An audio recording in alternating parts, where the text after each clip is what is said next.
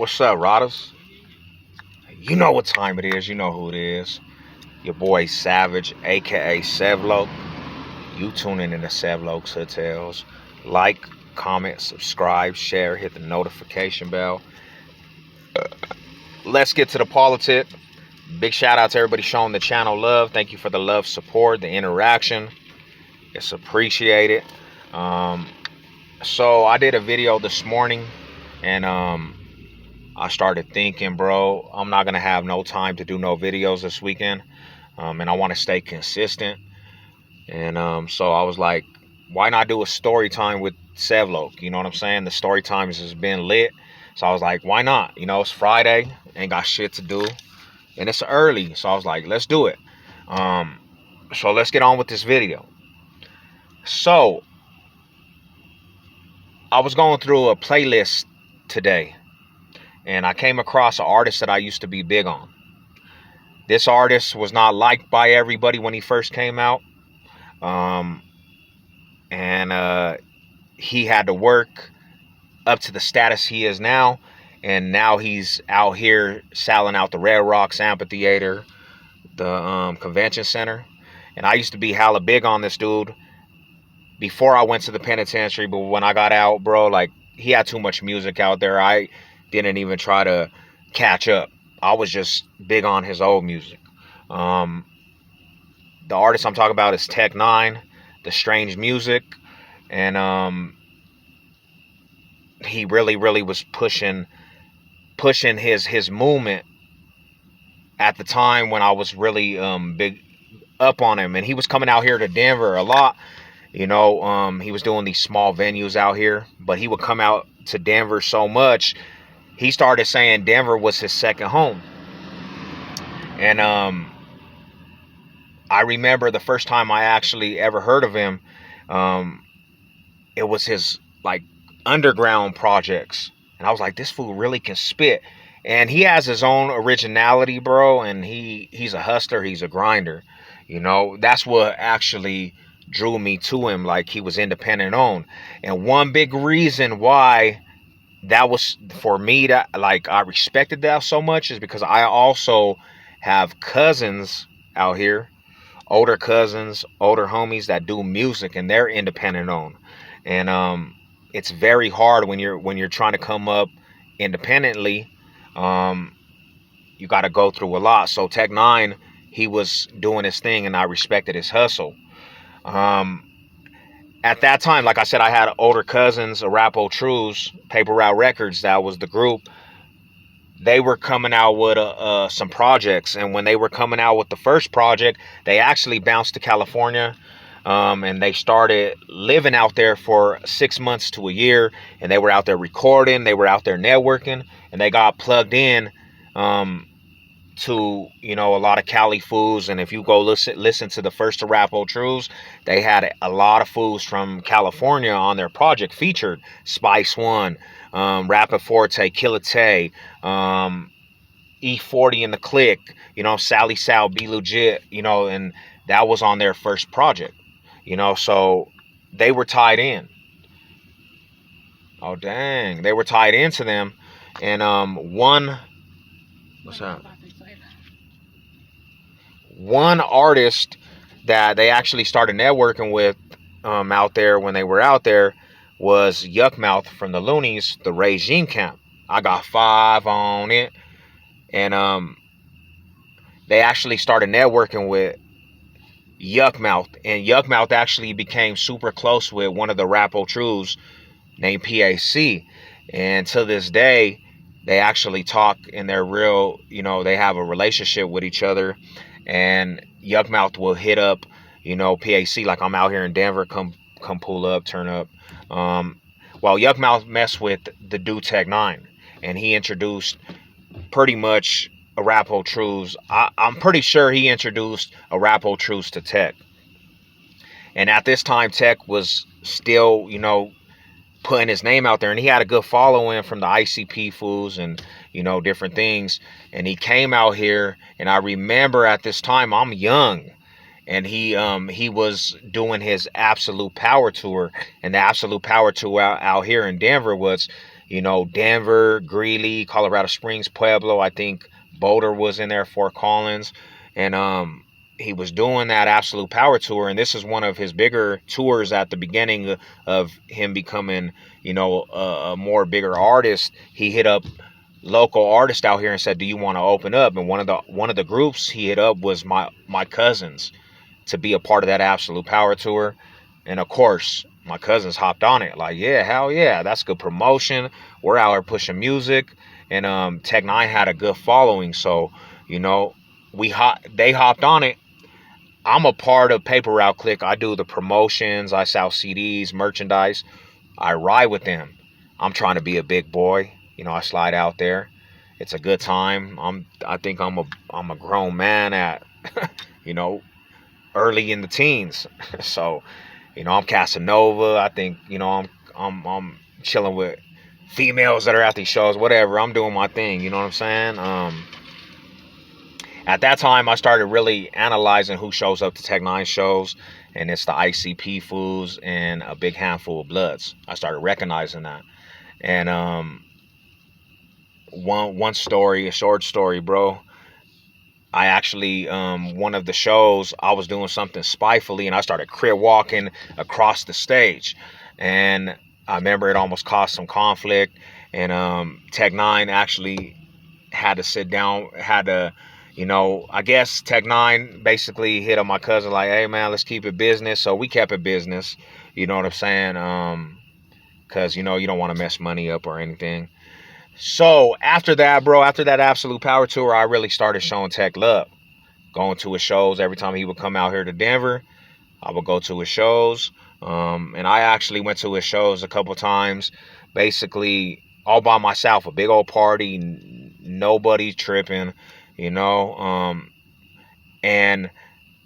I was digging it. I was going to show that fool a lot of love, bro, because his shows were parties, and it was just like a family orientated crowd, and and his shows, bro, like they used to pregame from the mornings to the afternoon to when he performed, and the fools would be drunk and lit, and so it was a good time.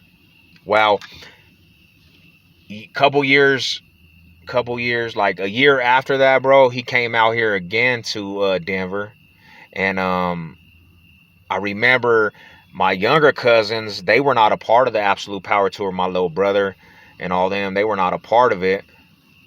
So I was like, let's go over here. I wanted them to experience, the Absolute Power tour. So I called, a couple of my other homies and my brother and all them, and I'm like, we should all slide over here. Well, before that, bro, before that aspect, like in that time frame, we almost had a big old fight at the Colorado Mills with some blood fools, and it turned into basically them fools actually turned into some main enemies over the time, because eventually it turned into anytime we seen each other, we basically something was gonna happen. It didn't matter where it was. There was no green lights. You know what I'm saying? That type of stuff. And so that happens before that show.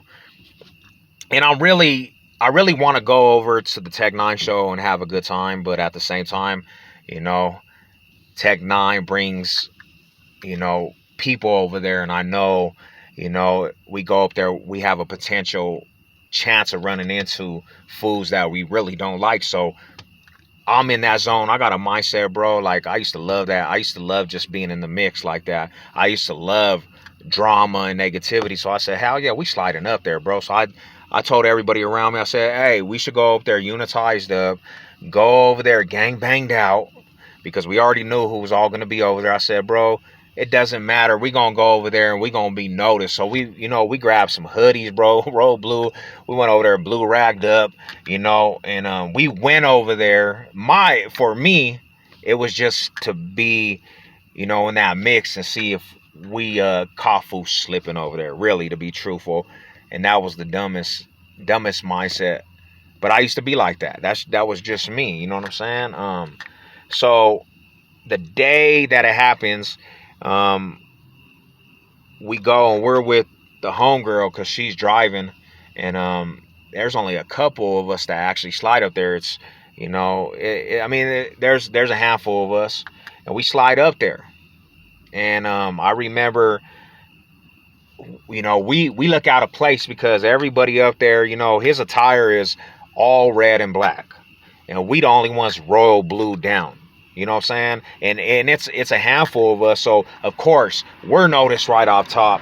Um, and we're out there at the line, and we're kind of already drinking. We're hitting fools up, and we're over there strong arming fools to buy projects. That's just the aura of us. While there's an independent on the corner where that organ theater is, and I'm right there, and I'm with my little cousin, and I look up to the right, and as soon as I look up to the right, it's the same fools we got into it with at the mall. And they're walking across the street, and as soon as we actually see each other and they make eye contact, it almost gets set off right there, like in the middle of the street. And the homies ran up, their little homies ran up, and basically we're about to bang it out right there. Well, the fools that are Tech 9 security, they know us because of the relationships that we build with them fools. And the security actually runs up with their security guards like, you guys good, and I was like, yeah, homie. I was like, it's all good. We didn't really want them to actually know what was going on, because we mess with these fools, and basically we didn't want to mess up their situation, but which we did though, kind of. And about 15 minutes before that even happened, I actually was talking to my brother, and I was talking to my sister's baby's dad, and they were meeting us up there, but they were in a different car. And like I said, we was in the homegirl Jan's truck. So we go to Jan's truck, and I call my brother. I said, where you fools at, bro? We just almost got into it with the Red Rag fools, and they're still over here. So they're like, we're over here like at the Wendy's, and there's a Wendy's down the block. They said, pull up. So we go over there to the Wendy's, and I said, hell no, forget them fools, bro. Let's pull it back up over there. While the homie that was with us, he's burned down. He's pistoled down. So we hop in the car. We hop in their car, and we have the truck behind us. And we hop into Kane Loke's car, and they're driving, and the truck's behind us, and they're following us. And we pull up back up to that corner, while them Red Rag fools were actually right there. They were at that independent, and we drove up, and we're in front of the truck, and we pull up to the corner, and there's actually a light right there, so it's on red, and they see the truck, and they start pointing at the truck. Well, as soon as they started pointing at the truck, the back windows roll down, and the homie actually, he draws on these fools, and they're like, oh, and you could see that, you know what I'm saying, like it's like deer in the headlights. Well, when that happens, bro, I don't know, it was God or whatever. The cops actually are like right there, and they're passing by, and I said, hey, the pigs. If that fool would have dumped on them fools, we would have got caught up for that, bro. So we dip off, bro. We're like, hey, fuck them fools, whoop de whoop. So we go to the liquor store, and we start, you know what I'm saying, drinking and shit. And I don't know where it came from, but I was like, fuck that shit, bro. Let's go back over there, homie. You know what I'm saying? We'll just call other homies to slide over there. Let's go see what these fools is all about. Let's pull up. So I call a couple other homies, and they're going to meet us up over there. We go back over there. At this time, you know what I'm saying, we're buzzed up. We're going to look for trouble. We go to a Blockbuster that's across the street from the Independence. And when we pull up over there, I said, everybody walk with one person. So, and don't be in the same places. So if it pops off, you can run from every direction, and we just ambush these fools. So I'm walking with my younger cousin, and we're walking, and everybody goes out, you know what I'm saying, because we're still going to try to sell CDs and stuff. And I walk up, and no more than 10 minutes we have been there, I'm walking up with my cousin and these two fools, and they looked exactly like the fools that were over there. They're walking up, and as soon as we get to the Independence, I just start tripping on homie, like, what's up, bitch ass fool, whoop de whoop. And he's like, what? So we square up right there in the front of the Independence. And as soon as he squares up with me, take off on homie. And what happened was when I take off on him, he ducks my punch and he goes down. Like when he goes down, his wind, the little windbreaker thing was right there, and I stepped on it, bro. Like, and he got stuck, and I start mixing this fool. Boom, I'm on top of him, and he can't get his hand out, and I'm mixing this fool. Well, I look up, and I'm about to get K'd. Some fool's coming out of the door. The fool that was with him is coming out the door, and I don't know if he's about to punch me or kick me. And I just remember all of a sudden that fool just gets hit, and he folds into the Independent glass, and it breaks. And it was the homie, Kane Loke, my sister's baby's dad. He slept him, boom. And then all of a sudden, that fool that I'm on top of, that fool hits the ground. I start getting hit from the side, and then I like back up into Koufax. And when I look and get my composure, I look up, and there's freaking everybody's fighting, bro. It was just like a big old Spartan, and fools are getting laid out, bro. And I remember they had my cousin on the ground, one of my other cousins on the ground, and this fool, they're trying to kick this fool when he's down, and I just came over and I just hit this fool. Boom, slap him. And then all of a sudden, basically, it was a big old riot, so everybody's seeing that right there, bro. And I remember hearing, call the cops, call the cops. So we dip, we run to the cars across the street, we hop in, and the car that we hop in, we got 2 heats in the back of the trunk, and we try to scatter off, bro. And basically the cops pull up on us, bro, and they take us out. Well, the girl that was driving, she don't know what to do, bro, and she tells them that they can check the trunk of the car. They find the pistols. What's messed up, bro, is I look at where the little restaurant, and I see the red rag fools that we just got into it with and all that stuff. There was a couple of them fools in that restaurant. They're watching us, and the cops pull out the guns, and they're letting go all the bullets, and it was crazy. So they take a girl to jail because it was her car, and they take the fool that basically owned up to it, and the cops say, hey, you guys got to get on foot.